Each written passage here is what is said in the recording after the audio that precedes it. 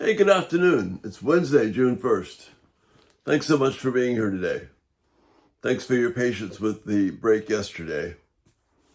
So I said last Saturday we're going to be starting to look at a fairly in-depth view of Psalm 19 because there's just so much here for us practically. So just pray with me that this will be something that'll really be an encouragement to me and then be an encouragement to you. Because God has given us everything we need in His Word to know Him more deeply. And that's why this Bible exists. So that we can know God more deeply, understand more about Him, proclaim His excellence, and find life. And live in a way that honors Him. It's not a rule book. It's not a way to earn your way to anything. The Bible is about the story of learning to love God. In Psalm 19, there's kind of it divides itself into two sections, talking about the wonder of God in creation, but also talking about the wonder of God revealed in His Word. So we're going to start with that, but I'm going to actually begin with the end. There are some times when that's really helpful because the end will tell us some things that will be really cool. Like in John's Gospel, towards the end, we read the purpose of the Gospel of John is for people to come to know Jesus. Well, that's helpful as we work our way through it because that was the purpose of the Holy Spirit. The ending of Psalm 19 fits so closely where I live, and maybe you do too, of this struggle sometimes minute by minute just to see the beauty and relevance of God and have our thoughts pleasing to Him. But the psalm ends with this request: may the words of my mouth, the meditations of my heart be pleasing to you, O Lord, my rock and my redeemer. May the words of my mouth, the meditations of my heart be pleasing to you, O Lord, my rock and my redeemer. If our life were permeated with this, there's just no way to calculate the impact it would have on us. But we easily forget. I easily forget. Like I said, maybe you do too. This psalm is written to help us not forget. And one of the ways that it begins to remind us of that is that God is continually speaking to us through the heavens above. It's always in His Word, but He's also speaking through the heavens. Notice the beginning. David is the one, the author of the psalm. Like I said, it falls in two sections, verses 1 to 6 and then 7 to 14. Verse 1, the heavens proclaim the glory of God. The skies display His craftsmanship. Dale Ralph Davis argues, excellent authority in his translation, says, the heavens keep speaking of the glory of God. The skies keep on talking of His craftsmanship. But what it means is the verb in the Hebrew is saying it's a continuous speech. So it's kind of here, but it's important to say this is a repetitive action. The heavens keep on speaking of the glory of God.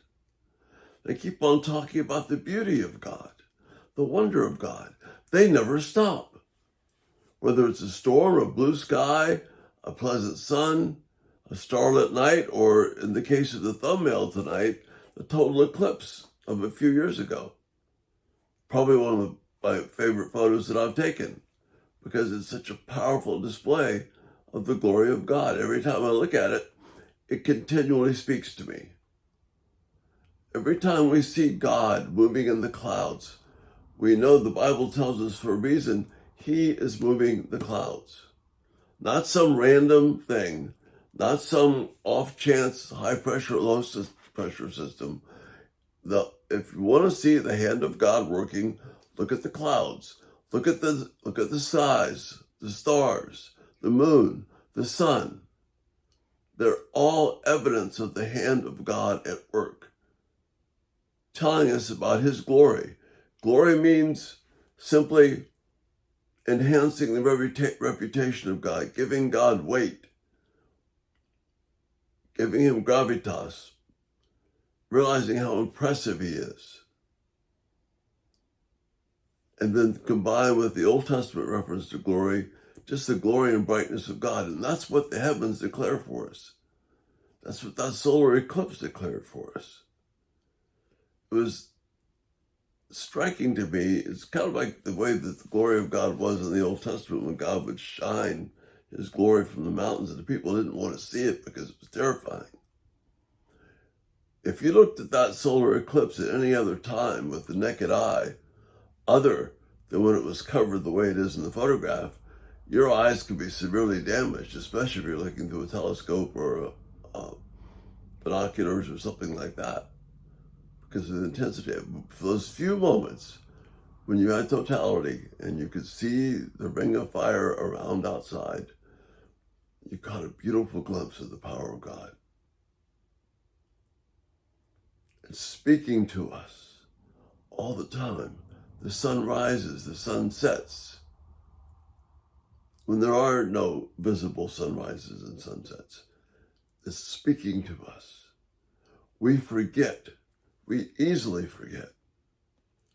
But remember, the purpose of this psalm: may the words of my mouth and the meditation of my heart be pleasing to you, O Lord, my rock and my redeemer. Is that where we want to be every day? When you have a conflict, when there's a clash, someone makes you angry. Sure, it never happened to you.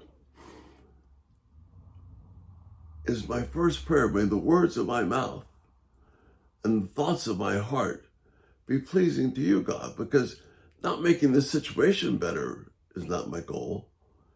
You've already my rock.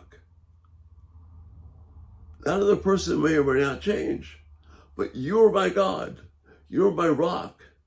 You're my foundation. You're my redeemer. You see, that never changes. That's why I have hope. That's why the skies are such a faithful reminder of God. So as we go through this psalm, that's what we're going to hang on to. God gives us the help we need so that the meditations of our heart and the words of our mouth will be pleasing to God. Not to make us better, but to please him and honor him, and to let his glory and wonder be known. And that's the thought for this day. Thanks so much for being here today. Check us out everydaytalk247.com. If you haven't subscribed, turn on post notifications. Videos will come right to you. And again, if you got more questions, send them in for the next Q&A Friday. Thank you so much for being here today. It's an honor to start June with you. You have a great month. And Lord willing, we'll see you in the morning. Bye-bye.